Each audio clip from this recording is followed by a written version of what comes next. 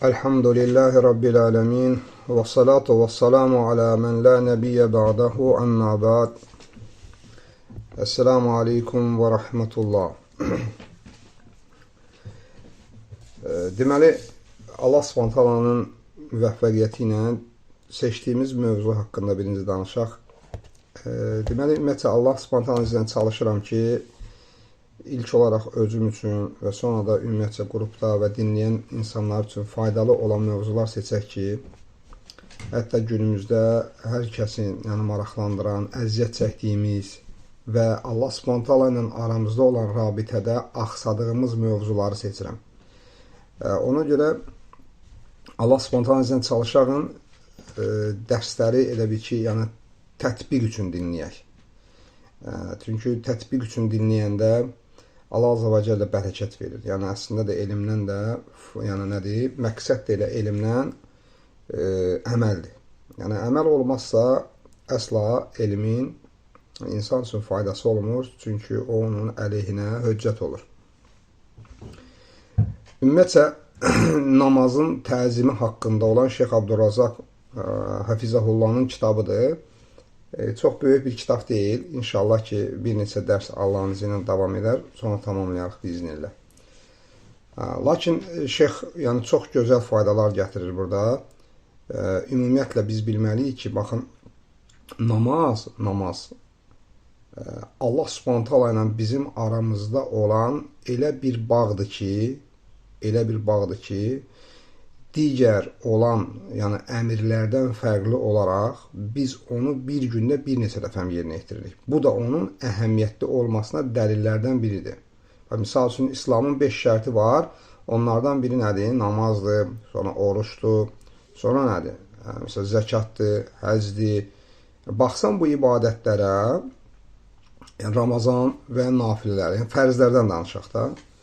Fərzlərdən danışsaq, görəsən, ildə bir dəfə zəkat var, ildə bir dəfə həc var, ildə bir dəfə oruc var. Lakin Allah Subhanahu namaza çox böyük bir dəyər verib və önəm verib və 5 dəfə gün ərzində Allah Azza və Cəllə təhcə fərzlərdə 17 rükət bizlərə namazı əmr edib. Ona görə də bu namaz məsələsinə çox düzgün şəkildə öyrənmək lazımdır, riayət eləmək lazımdır ki, bax, biz hər hansısa bir, misal üçün belə deyək ki, dünyavi bir zəngin bir insanın başçı olsun, kral olsun, kim olursa olsun, yəni siz onun görüşünə gedəndə insan nə həyəcan keçirdir, nə qədər gözəl paltarlar geyinmək istəyir, nətər eləyir ki, mən nə cür duracam, nətər danışacam ki, hətta nədir, orada bunu səhv eləməyim, bu xata eləməyim, yəni adam məni görüşünə çağırıbdır, məni qəbul eləyir. Yəni, qəşək paltarımı geyinim ki, bir dəyər versin mənə, bir elə danışım ki, heç olmasa nədir? Yəni, məni bir aşağılıq insan kimi görməsin. Yəni, əslində bizim namazla olan münasibətimiz, inanın ki, bundan daha çox olmalıdır. Lakin səbəb nədir? Bizim bu şeylərdən uzaq olmaqlarımızın, imanımızın zəifliyindəndir və yaxud da məsələnin əhəmiyyətini tam tutmamağımıza görədir. Bəzən görsən insanlar var, namaz qılır, yəni insanların namazlarından baxırsan, namazda tələsir və yaxud da baxırsan insanın namazdan zahiri quru əzalar qalıb və həmçində insanın namazına baxanda bəzən onun hansı halda namaz qıldığı da görsənir. Görsən insan əzalar yerinə oturmadan tez yerinə icra eləyir. Bunların hamısı namazda olan xələllərdir. Bu da nədən əmələ gəlir?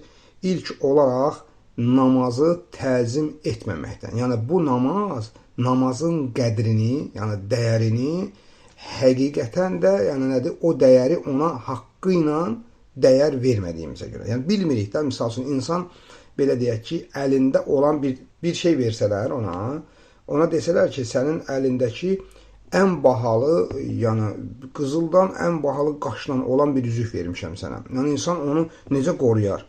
Deyər, birdən salaram, itirərəm. Amma bir dəmir versən, deməsən ona ki, bunun qiyməti nədir? Adam bəlkə də ona heç əlinə belə oynadı, ona da gəzər ki, deyər ki, nə bilim, dəmirdə veriblər. Yəni ona görə bir insan əlindəki olan bir şeyin dəyərini biləndə ona olan təzimi də çoxalır. Ona görə də namaza qarşı olan təzimin, namazın ha vaxt təzim edirsən, onun qədrini biləndən sonra, yəni onun dəyərini biləndən sonra.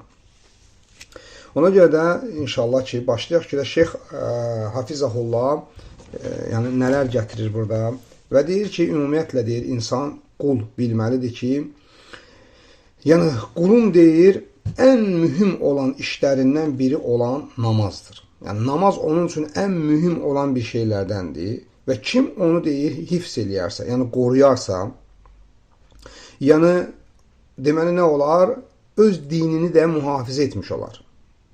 Və kim də deyir, namazı zay edərsə, yəni ondan başqa olan əməllərdən heç danışmağa yeri yoxdur. Yəni siz əgər bir şeyin deyir, sütunu gedərsə, dinin dirəyi nədir? Namazdır. Əgər deyir, bir şeyin deyir, sütunu gedərsə deyir, o ağacın kökü gedərsə, yəni onun budaqlarından danışmağa nə əhəmiyyət qalır ki? Yəni bir insanın namazının yəni dəyəri gedərsə onun üçün, yəni onun başqa nafilərindən, başqa ibadətlərindən, başqa əməllərindən danışmağa nə ehtiyac qalır ki? Və ümumiyyətcə insan bilməlidir ki, insanın digər əməllərinin qəbul olması üçün və Allah qatında ona yəni keçərli olması üçün nə edir? Başqa əməllərin qəbul olması üçün yəni namazın qəbul olunmasına dayanır. Əgər qəbul olunarsa, digər namaz qəbul olunarsa, digər əməllərdə də baxılacaqdır. Yox, əgər ondan o əməl, yəni namaz ondan rədd olunarsa, qəbul olunmazsa, digər əməllər də ondan baxılmayacaq, yəni qəbul olunmaz. Yəni nədir məsələ? O da sənə nəyi verir? Yəni namazın nə qədər əhəmiyyətli olan bir ibadət olmasıdır. Həmçində Allah Subhanahu taalanın dinində Allah Subhanahu taala nə qədər yəni namaza böyük bir dəyər veribdir. Ona görə də insanın dini nə zaman düz olur? İstiqamə üzərində olur. Yəni istiqamə doğru, düzgün din üzərində nə zaman olur? Və nə zaman onun əməlləri islah olur? O zaman ki, o bu namazları yəni doğru, düzgün şəkildə yerinə yetirdiyi zaman. Bəzən insanlar görmüşük da, yəni insan işinə görə namazını qısa qılır ki, gedib işimə çatım və ya işimi həll edeyim. Amma vallahi insan həqiqətən də yəni kimin qabağında durduğunu düşünsə və hara getdiyini düşünsə, görəcəkdir ki, axı getdiyi işin də həlli elə qarşısında durduğudur. Yəni qarşısında durduğu Rəbb gedəcəyi işin də həlli onun əlindədir. Sən elə bir durmusan aləmlərin Rəbbinin qarşısında və sən özün dili ilə iqrar edirsən ki, mülk Allahındır, hər şeyi həll edən Allahdır, lakin qaçırsan, qəlbin qaçır. Hara? Hansısa bir iş var. Kimsə səni gözləyir. Vallahi o gözləyənin də, o işin də, hər şeyin həlli aləmlərin Rəbbinin əlindədir. Ona görə də insan bunları zaten onu kimdən soruşsan hamı iqrar edəcəkdir. Kim deyəcək ki, güya ki, hə, yox, Allahın burada ixtiyar sahibi deyil. Kim deyə bilər ki onu? Lakin həmən vaxtı onu dərk eləmirik. Dərk eləmədiyimizə görə də bu cür xatalara yol veririk. Və həmçində insan ümumiyyətlə, baxın, sadəcə olaraq bir elm tələbəsinin ümumiyyətlə İslama təzə gələn vaxtında deyir ki, yəni mənə elm qapısı havaq açıldı, deyir. Deyir, mənə elm qapısı havaq açıldı, deyir. Mən deyir, oturdum, düşündüm, deyir, o da Allahdan da onun düşüncəsi sözsüz ki, deyir, düşündüm ki, namazı Allahın qarşısında doğru, düzgün qılmaq lazımdır. Və deyir, İbn Hüseyin Rahimullah'ın kitabı var, Təzimus-Salah, Kitabus-Salah. Deyir, belə də, yəni, bitəhər başladım onu oxumaq üçün cəhd göstərməyə. Adam ərəb dilini təzə qutarıb, yəni sadəcə olaraq qabağa gedə bilmirmiş. Deyir ki, o kitabı oxumağa başlayandan Allah Azza və Cəllə mənə elm qapısını açdı. başqa bir müəllim mənə zəng elədi, o kitabdan olan sualını verib müəllimə, oradan artıq böyük tələbələrə neyniyib? Yəni oradan Allah onun qarşısına o qapıları açıbdır. Və bu namazın təziminə, yəni diqqət etdiyinə görə Allah Azza və Cəllə onun başqa bir xeyir qapıları üzərinə açır. Və ondan sonra deyir, mən neçə kitablar oxudum və Allah həmd olsun elm tələbində, yəni önə getməyə başladım. Yəni sözümü nəyə gətirirəm? Ümumiyyətlə insan bilməlidir ki, həqiqətən də insan namazına dəyər versə, qarşıda gələcək bunların hamısı, yəni insan bilsin ki, yəni Allah Subhanahu taalanın namazına nə qədər insan dəyər versə, o qədər də onun istəyir ruzisinə, istəyir onun əxlaqına, bütün məsələlərə təsir olacaqdır. Nəyə görə? Çünki baxın, ümumiyyətlə biz demişik ki, dua özü iki qismə bölünür da. Var dua ibadə var, dua məsələ var. Yəni istək duası. Yəni oturursan məsələn Allahdan dua edirsən. Nəsə istəyirsən, Allaha dua edirsən. Bir də var duaul ibadə, yəni ibadət duası var. Yəni insan namaz qılmağı ilə də Allahdan nə isə istəyir. Nə istəyir? Bağışlanma istəyir, Allahın rəhmətini istəyir. Bunun özü də bir duadır. Və ümumiyyətlə namaz bütün deməli ibadətləri özündə. Yəni bax insanın bax iman bizdə nədəndir? İman bizdə tərifi var da, dillə demək, qəlblə təsdiqləmək, qəlblə iqrar etmək. Bax bu imanın bizim 3 yerdə olan hissəsi var. Yəni imanın dilimizdə, qəlbimizdə və zahiri əzalarımızda olan hissəsi var. Bax bu namaz hər üçünü əhatə eləyir. Yəni insan Allahın qarşısında həm zahiri əzaları ilə zəlil olur, həm dili ilə Rəbbini zikr edir və qəlbi ilə də xuşu içində olur. Buna baxırsan ki, elə bir ibadətdir ki, bütün zəlilliyi özündə cəm edən bir ibadətdir. Lakin biz bunu nədir? Bunları çox vaxt dərk etmədiyimizə görə o namaz bizim üçün adiləşir. Və ona görə də şeyx burada gətirir ki, həqiqətən də deyir, şübhə yoxdur ki, deyir, ümumiyyətcə namaz Allah Subhanahu taalanın sevənlərin gözünün nədir? Göz sevincidir. Həmçində deyir ki, tövhid əhlinin ruhlarının ləzzətidir. Həqiqətən də Allah Subhanahu taalanın təkləşdirən insanlar həmişə namazlarından nədir? Yəni ləzzət alıblar. Nəyə görə? Çünki Allah Subhanahu taalaya şərik qoşan insanın qəlbi dağınıq olur. Yəni amma Allah Subhanahu taalanı təkləşdirən insan, tövhid əhli, yəni onun qarşısında, tək olan varlığın qarşısında əyilməyi, zəlil olmağı, qəlbi ilə, dili ilə, əzaları ilə nədir? Onun həmişə ləzzəti olubdur. Və həmçinin də Allahdan qorxanların nədir? Nəfslərinin ləzzətidir. Ona görə də insan bu şeyləri bilməlidir ki, hətta onun üçün namazının qədrinin, yəni dəyərinin uca olması ortaya çıxsın. Və həmçində insan bilməlidir ki, Allah Azza və Cəllə, yəni bu namaz, yəni özünün ehtiyacı olmadığı bir şeydir. Yəni Allah Subhanahu taalanın namaza, bizim ona ibadət etməyimizə yəni əsla ehtiyacı yoxdur. Nə bizim?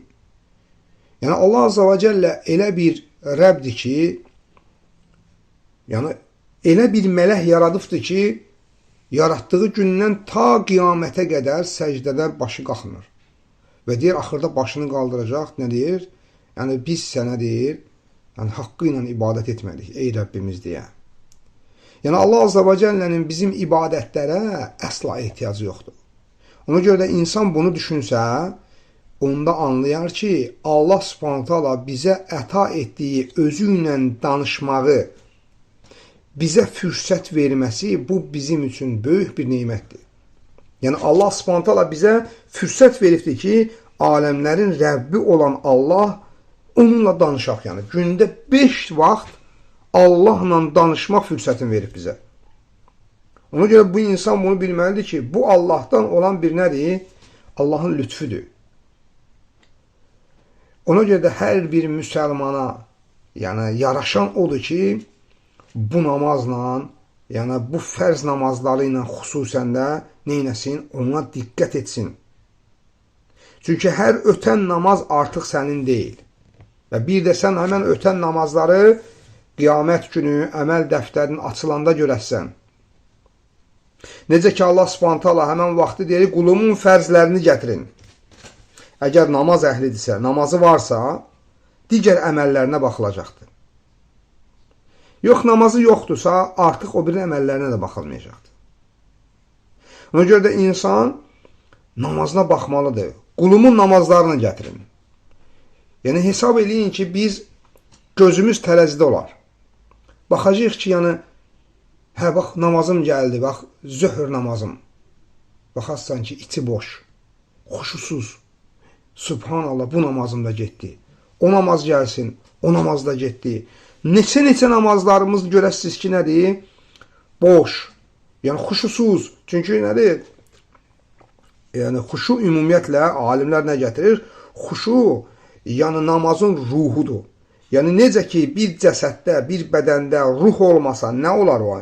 Eləcə də xuşusuz namaz, bax, o cür, yəni meyyit olan insan cismə bənzir, yəni cansız bədənə bənzir. Ona görə də bu cür namazlar qiyamət günü bizim qarşımıza nə qədər çıxar, yəni? Sizcə, özümüz düşünsək, özümüzü hesaba çəksək, nə qədər ruhsuz namazlarla gələcəyik Allahın huzuruna. Ona görə də insan, yəni ötən keçənləri yox, qoyduq qırağa. Bugündən sonra, artıq indən sonra, bax bu dərsdən sonra ən azından insan qıldığı namazlara diqqət etməlidir. Baxın, mən Allahın qarşısına gedirəm. Yəni bu namaz bir dəfə bağlandı, bir də qiyamət günü açılacaqdır. Mən bir də bunu əməl dəftərimdə ya bir mənə fayda verən ibadət kimi görəcəm, ya da ümumiyyətlə boş olan, fayda verməyən bir ibadət kimi görəcəm. Və Allah Subhanahu taala sonra deyəcəkdir ki, görəcək ki, qulunun naqislikləri var. Deyir ki, qulumun nafilə namazlarını gətirin. Yəni, əgər bir insanın fərzləri bu gündə olarsa, nafilələr hansı halda ola bilər?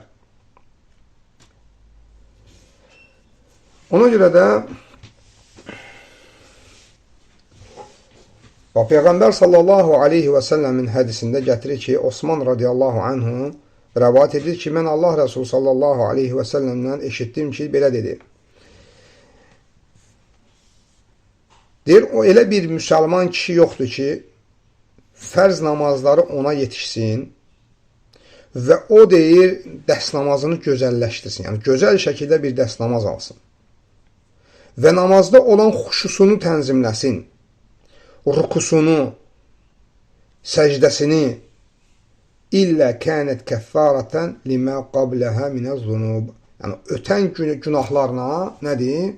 Kəffarə olmasın. Yəni. Elə bir adam yoxdur ki, mömin, müsəlman dəst namazını gözəlləşsin. Onun namaz gəlsin, yetişsin və o dəst namazını gözəl şəkildə eləsin. Namazda xuşunu tənzimləsin, rukusunu gözəlləşdirsin və onun da deyir, nədir? Günahları, yəni bundan qabaq etdiyi günahları bağışlanmasın deyir. Elə bir adam yoxdur. Yalnız nə deyir? Nə qədər ki, o böyük günahlardan çəkindiyi halda. Və bu da deyir ki, وَذَٰلِكَ الدَّهْرُ كُلَّهُ. Yəni, bu bütün zaman boyu belədir.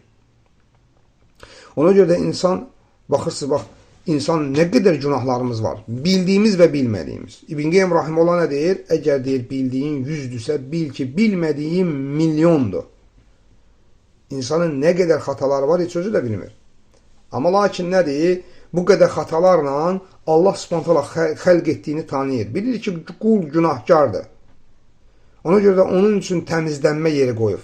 Gündə 5 vaxt namaz. Və sənin qıldığın namazın nisbətinə görə günahlarından gedir. Yəni, nə qədər xuşu ilə qılarsansa, o qədər də nədir? Sənin günahlarına o qədər silinir. Yəni, sözsüz ki, cəmaatla qılınanda və sözsüz ki, hələm cəmaatda da imam özü təqva əhli olarsa, bunların hamısı əzəmətli savablardır. Əzəmətli savablardır və hətta Peyğəmbər sallallahu aleyhi və səlləmin əshabından bir nəfər, inşallah qabaqda bu hədislər gələr, Yəni Rasulullah sallallahu əleyhi və səlləmə gəlir və deyir ki, yəni ya Rasulullah, mən məhv oldum. Mən məhv oldum və ondan soruşanda deyir, nə olub sənə, nə etmisən? Və o deyir ki, yəni bir qadına nə etmişəm? Deyir, sataşmışam, ancaq yəni başqa bir şey olmadan sataşdım qadına və Peyğəmbər sallallahu əleyhi və səlləmin ona görün cavabı nə olur? Deyir ki, sən deyir, cəmaatla namaz qıldın mı bizlə birlikdə? Və sahabə deyir ki, bəli. Və Rasulullah sallallahu aleyhi ve sellem onda deyir, düşün, yəni fikrə getdi. Yəni o da ona vəhyin ona gəlmə halları idi. Və Allah azza və cəllə ona ayəni neyir? Ayə nazil olur. İnnel həsənətə yuzhibnə seyyiət. Həqiqətən də yaxşı işlər, pis işləri yuyub aparır. Burada da böyük bir ixtilaflar var. Bəziləri deyirlər ki, yəni bu böyük günahları da aparır. Bəziləri deyir ki, yox, onun etdiyi günah böyük günah deyil idi. Və xülasə olaraq bizim məsələ o deyil. Məsələ, yəni bəzi alimlər deyir ki, nəyə görə kəffar olub? Çünki o Peyğəmbər sallallahu əleyhi və səlləm kimin, yəni adamın arxasına namaz qılıb. Amma hədisin sonunda Peyğəmbər sallallahu əleyhi və səlləmin sahabələri soruşur ki, ya Rasulullah, bu ona təkcə xas olan bir şeydir. Nə deyir? Deyir, xeyr, bu bütün ümmətim üçün, yəni ümmətimə aiddir. Və baxırsan, Peyğəmbər sallallahu aleyhi və səlləm deməli, hədisdə gəlir ki, başqa bir hədisdə demək ki, Əsvad radiyallahu anhə nə deyir? Deyir, künnə ində Ayşətə radiyallahu anhə, biz Ayşə radiyallahu anhənin yanındaydıq. Biz ona deyir, namaza davamiyyətçilik və həmçinin də namazı təzim etmək haqqında deyir, ondan soruşduq. Onun haqqında danışırdıq onun yanında. Və o da Peyğəmbər sallallahu aleyhi və səlləmin xəstə olduğu halda olan, yəni bu hədisin bizə danışdı ki, deyir ki, o zaman ki Allah Rəsulü sallallahu aleyhi və səlləm xəstə idi və hansı ki, o xəstəlik ki, hansı ki, o xəstəlikdən də dünyasını dəyişmişdir Rasulullah sallallahu aleyhi ve sellem. Və deyir, namazın vaxtı gəlib çatmışdı və azan verildi və o dedi ki, Peyğəmbər sallallahu aleyhi ve sellem dedi ki, Abu Bakrı deyir, əmr edin ki, insanlara namaz qıldırsın. Və ona deyildi ki, həqiqətən də Abu Bakr, yəni kövrək bir insandır. Əgər sənin yerinə keçəsi olsa, nədir? O bunu bacarmayacaqdır. Yəni, Peyğəmbər sallallahu aleyhi ve sellem yenidən deyir ki, Abu Bakr'a deyin, namazı qıldırsın və Ayşə radiyallahu anhə yenidən bunu təkrar edir. Və üçüncüdə Peyğəmbər sallallahu aleyhi ve sellem deyir ki, İnnə kunnə savahibu Yusufa. Deyir, siz deyir, Yusuf aleyhissalamın deyir, o qissəsində olan qadınlar kimisiniz.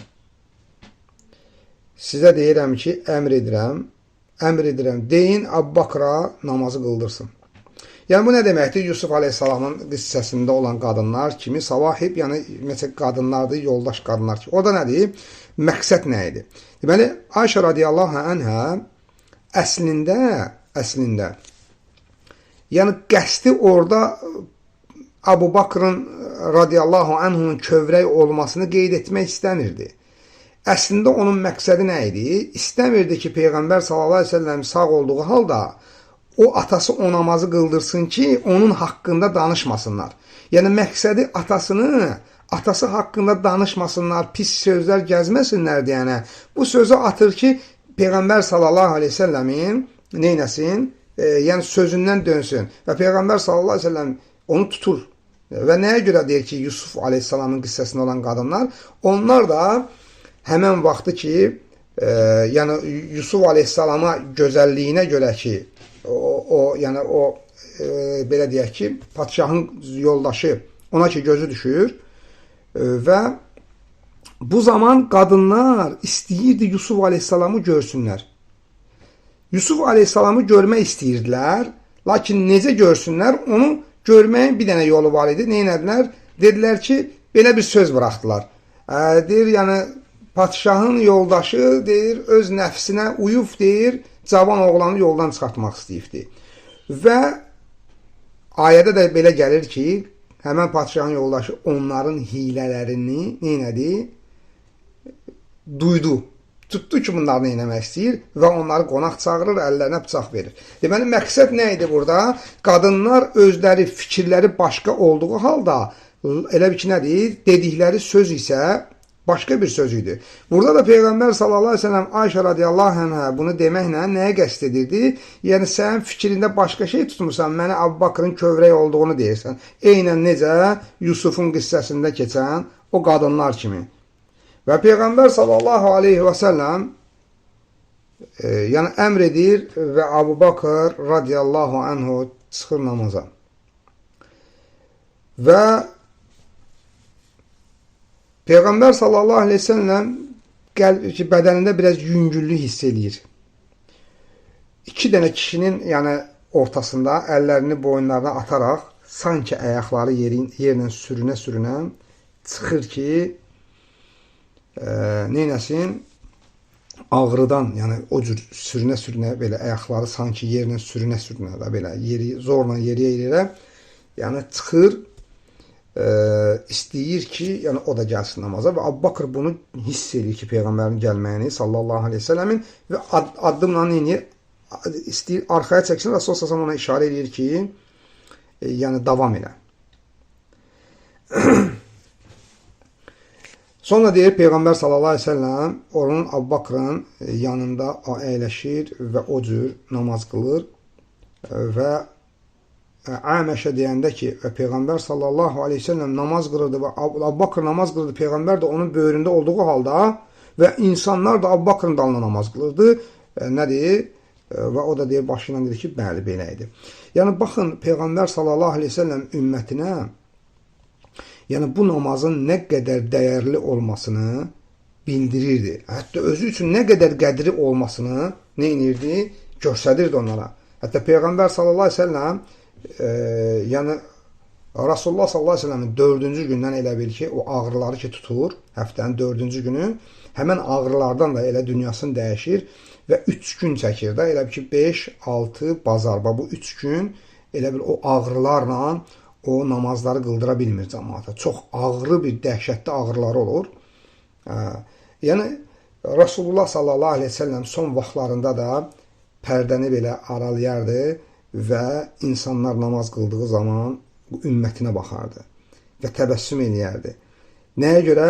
Onların namazda saf-saf durması Peyğəmbər sallallahu aleyhi ve sellemin öz ümməti ilə övünməsi idi. Yəni, baxdı Rasulullah sallallahu aleyhi ve sellem ümmətinə, yəni Əbu Bakr namazı qıldırırdı, insanlar da onun arxasında, yəni baxdı ki, onlar necə də nədir? Allah Azza və Cəllənin qarşısında necə də gözəl şəkildə durub namaz qılırlar. Bu onun eynidir, kövrəldirdi. Rasulullah sallallahu baxırdı, həm fərəhlənirdi və təbəssüm də nədir orada?